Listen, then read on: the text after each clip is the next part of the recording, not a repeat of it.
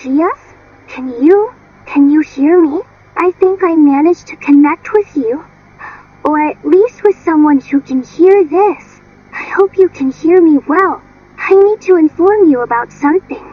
A new variant has emerged.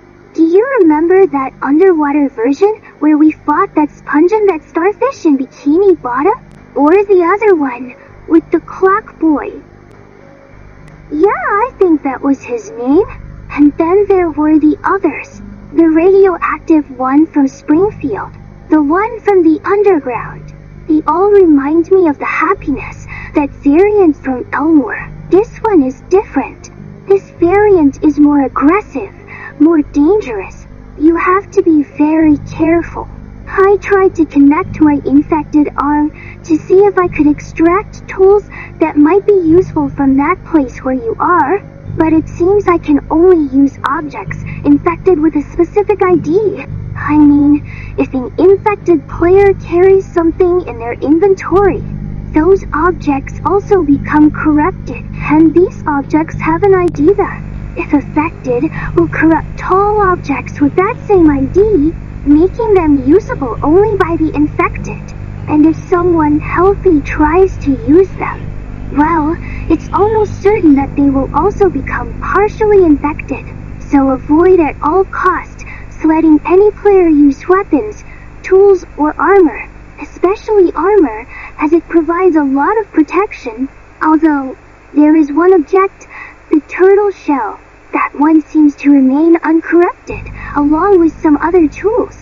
For now, let me explain how this variant works. It all starts with some blocks called sculpt. They used to spread differently, through mob XP, but now the glitch has turned them into veins that transport the corruption from underground to the surface. And it hasn't just affected the terrain, it has also infected mobs and players. The problem is that if a mob doesn't have a name tag or something that characterizes him for the rest, its entire species will be completely infected. And the worst part, it seems the glitch has been using the Warden as a faster and more efficient infection method. That's why the Second Coming was infected. Listen, there are certain effects that appear in the infected. In players, potion effects are more evident, like darkness or black particles around them, and their pupils change, while in mobs it's not as noticeable. Also, infected mobs lose their sight almost immediately upon contact with the Glisk. Yeah, that's what I called it. But for players, blindness is progressive, slow, inevitable. And there's something else. Infected players emit floating skulls like emo days. It's clear sign that there's no turning back, at least for now. I don't know what state that world you're in is in right now, but I do know that the infection is happening in multiple worlds and versions of that game called Minecraft at the same time, with the older versions becoming uninhabitable and inaccessible. I got this information from another player, someone who has also been investigating.